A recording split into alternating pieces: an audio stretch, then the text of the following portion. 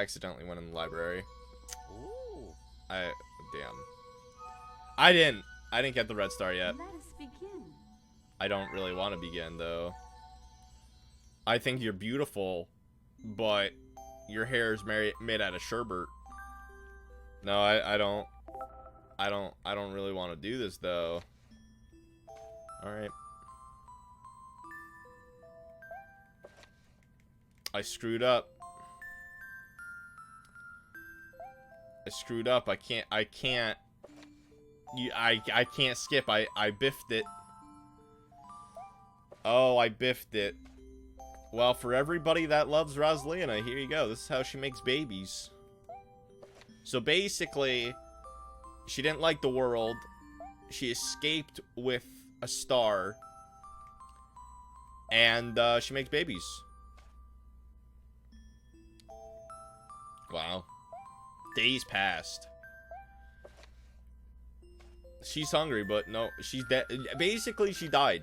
She died, and she's just like Starbits. I forgot to bring water. At this time, Luna burst into gales of laughter, and the girl began to pout. As long as I have Starbits, I'll be fine, said Luma. Want some? The little girl couldn't stay mad after hearing that. So she ate Starbits. She ate Starbits. So they're edible.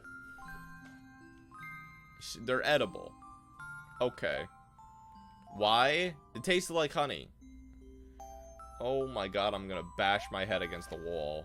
I accidentally walked in here.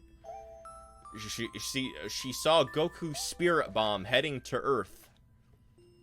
And she stopped. She said, look at the spirit bomb. It's gonna destroy the planet. Let's live here now. I mean, to be fair, the music is really nice. And then Goku's spirit bomb gave birth. And then the dream. One night, the girl dreamed about her own mother. Where are you going? She asked her mother, retreating back. Without turning, her mother replied, don't fret, dearest, I'm not going anywhere. I'm always watching over you like the sun in the day. Okay. He's reading a story. A wave of sadness washed over the girl. What about when it rains and I can't see the sun or moon? Her mother thought for a moment before responding. Damn. MILF. Jesus. When she awoke, the girl's face was damp with tears. You have starbits in your eyes, said Luma to the girl. Wiping the face, the girl replied, these are tears, not starbits. I'm crying because I'll never see my mother again. At this, Luma began to cry too. Mama, oh mama, wah. Jesus, this is really sad. Like, I'll give you a present if you stop.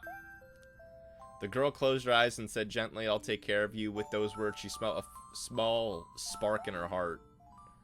Oh my god, this is actually, like, really sad. Home.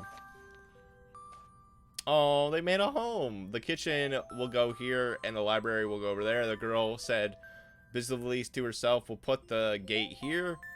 Ever since the girl took Luma under her care, she began bursting out at a feverish pace. It's a lot of work, but it's worth it to make a happy home. Oh my god. Like, that's actually, like, really, really sad. Looking at the completed house, Luma remarked, don't you think it's awfully big for just the two of us? With the library, bedroom, kitchen, fountain, and gate, it was certainly spacious, but still something seemed to be missing. Let's go kidnap a plumber. And this is where she fucks a star. Cool. Chapter 6. Fucking. Fucking friends.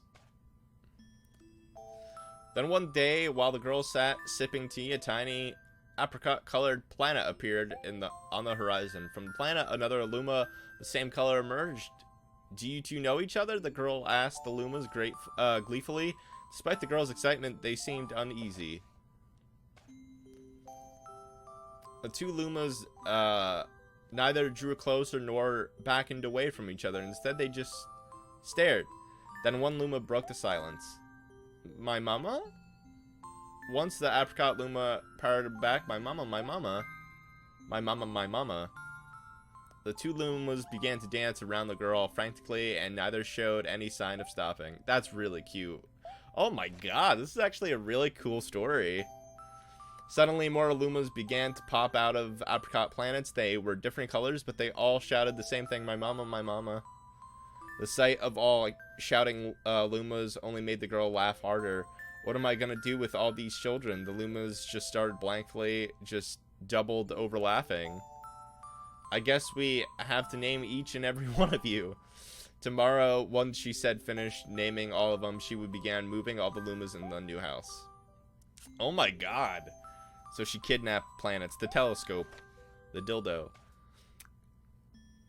After seeing the 100th comet, a sudden popped into the girl's head. I wonder if my home planet is still as blue as it was. Then she remembered her father's telescope. Her planet got destroyed. Yep. Planet got destroyed. She twisted the knob of the telescope, and the blue dot grew until she could make out gracefully hill-dotted flowers that seemed very familiar to her. Zooming even closer, a terrace on the hill came into a view. I used to stargaze there when I lived on my home planet. She remembered rubbing the sleep out of her eyes, and she followed her father up the hill and to look at the stars. Is that the only father in Nintendo game? She remembered how she and her brother would sled down the hill. Oh my god. And she never talks about her brother again. She remembered having picnics with her mother on the hill, bright, windy days, and she just starts crying. I want to go home. I want to go home right now. The girl burst into tears, and the Lumas didn't know what to do. I want to go home. I want to go back to my house by the hill. I want to see my mother. The girl was shouting, her face with tears. But I knew she was not there. I knew all along that she wasn't out there in the sky because she was sleeping under the tree on the hill. Oh my god. Does that mean she died under that tree? Oh my god. This is a really sad story. Jesus Christ. Though usually quiet, surely one day the girl became sad again. Luma drew closer and tried to comfort her. Mama, you still have me. And don't be sad about your mama because she's part of you. That. Oh my god, I'm choking up. It's still like me. I love Starbits because they remind me of my mama. No, the girl said, unable to stop the tears. Oh, I got happy. A lonely look flickered across the Luma's face, but it's soon replaced by a wide grin. I have an idea. I will transform into a soaring comet that could carry all on this journey. With that, Luma trailing bands of white soaring high into the sky and just quickly scattered to plummet back down. Kaboom, kablam, the ground shook and the bright light poured out of the crater that the Luma had created. Bands of light twisted together to form a comet trail. And then Luma emerged reborn as a comet. The girl scarcely believed her eyes, but how? She kept asking. Our destiny as Lumas is to transform into different things, said a red Luma. Had suddenly appeared. Stars, comets, planets, we all become all these things. When I grow up, I want to become a star that makes someone special smiles. Oh my god! A blue Luma chimed in. That Luma turned into a real cutie of a comet, didn't he? Oh. All these Lumas together said, no more crying, Mama. Thank you, said the girl in whisper, and she pulled the Lumas close by and hugged them. From that day on, Starbits no longer fell from the girl's eyes.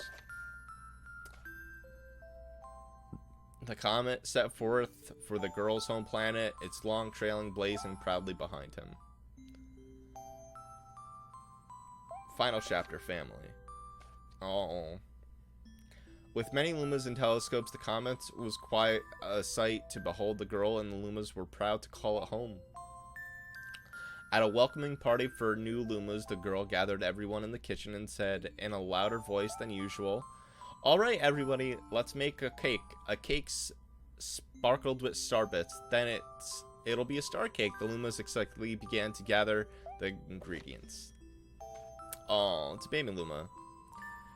As she watched the Luma scurry about, the girl smiled to thought to herself, this is my family now, and I will stay with them until they're ready to leave the nest. And when they do to leave, I'll see them off with a smile.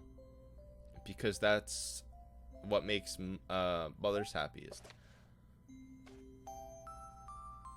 That night, when the girl lay down to sleep, a soft light enveloped her and reminded her of the blue planet she once called home. But it would be nice to return home every 100 years to nap in my favorite sleeping nook. The comet carrying the Lumas and the girl continues the journey to this very day. With more family members in tow than to be counted, it's said that the comet visited the girl's home planet once every 100 years, its proud white trail glittering the sky. The end. That's actually a really good story, and that's actually really freaking sad. Like, holy hell. I think I love Rosalina even more. Oh my god. Like, I'm serious. Like, that made me choke up.